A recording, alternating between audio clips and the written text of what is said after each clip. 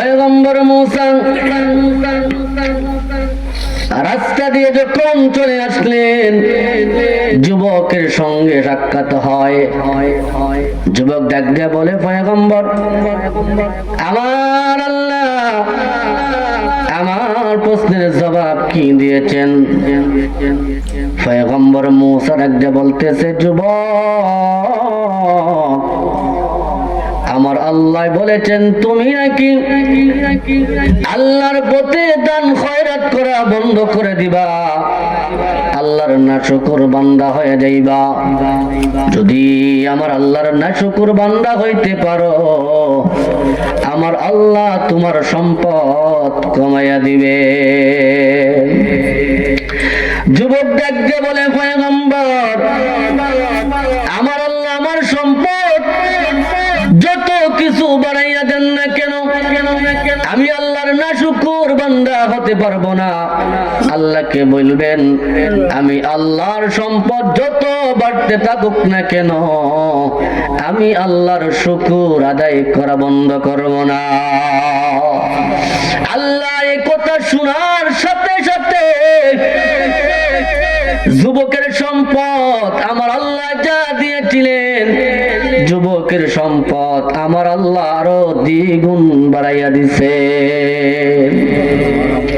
সামনে চলে গেলেন, ওই মহিলা ডাক দিয়ে বলে, পয়গম্বর, আমার আল্লাহ আমার প্রশ্নের জবাবে কি বলছেন?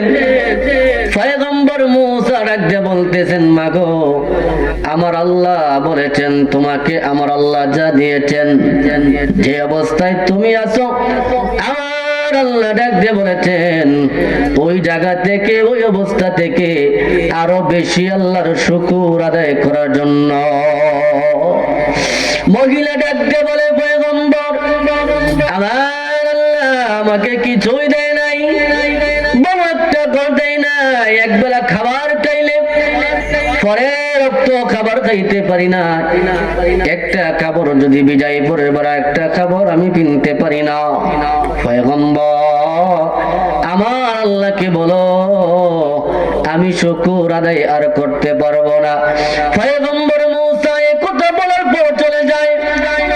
সামনে যখন চলে গেলেন, হঠাৎ পিছন দিকে তাকাইয়া দেখে একটা বাতাস আসিয়া মহিলার বাঙ্গা ঘর পর্যন্ত উড়াইয়া নিয়ে গেছে। দেখতে বলতেছে, পয়গম্বর, আমার আল্লাহ আমাকে একটা বাঙ্গা ঘর দিয়েছিলেন, ওই ঘরটা পর্যন্ত নিয়ে গেছেন। পয়গম্বর ডাক দিয়ে বলতেছেন, মহিলা, তুমি একজন নাফরমান, তুমি একজন নাশকর বান্দী, তোমার কথা আমার শোনার সময় নাই। যেহেতু আমার আল্লাহর অবাধ্য তুমি হয়েছ, আমার আর কথা বলার কোনো দরকার নাই, তোমার সঙ্গে আমার কোনো কথা বলার দরকার নাই, আর কথা বলবো না। পয়গম্বর মূসা চলে গেলেন সামনে। যাওয়ার পর যুবক, যেই যুবকের দুইটা হাত নাই, দুইটা পা নাই, যুবক ডাক দিয়ে বলতেছে, পয়গম্বর, আমার আল্লাহ আমার জবাবে কি বলছেন? পয়গম্বর ডাক দিয়ে বলে, যুবক, আমার আল্লাহ তোমার প্রশ্নের জবাব আমার কাছে জানিয়ে দিয়েছেন।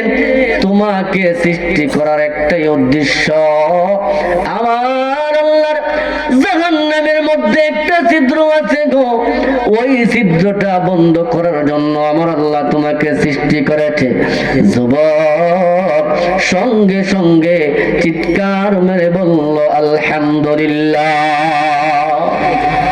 পয়গম্বর মূসা আশ্চর্য হয়ে গেলেন, যুবককে আমার আল্লাহ বানাইছেন জাহান্নামে ছিদ্র আটকানোর জন্য। যুবক দেখি আল্লাহর শুকর আদায় করে। এই পয়গম্বর তার এই প্রশ্নের জবাব শোনার পর চলে গেলেন।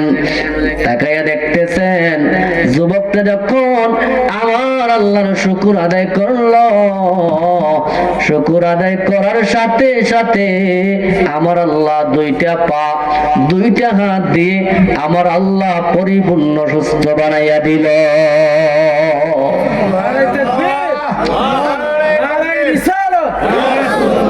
সুন্নাত ওয়াল জামাত জিন্দাবাদ মুফতি ওয়াক্কাস আহমেদ সালি সাহেব জিন্দাবাদ পয়গম্বর আরেকটু সামনে চলে গেলেন, যাইয়া পাথর জিজ্ঞেস করে পয়গম্বর আমার আল্লাহ আমাকে কি বলছেন?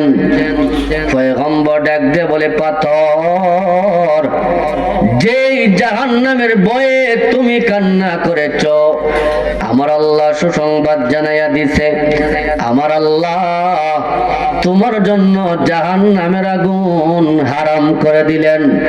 এই পাথর আরো কান্না বাড়িয়ে দিল।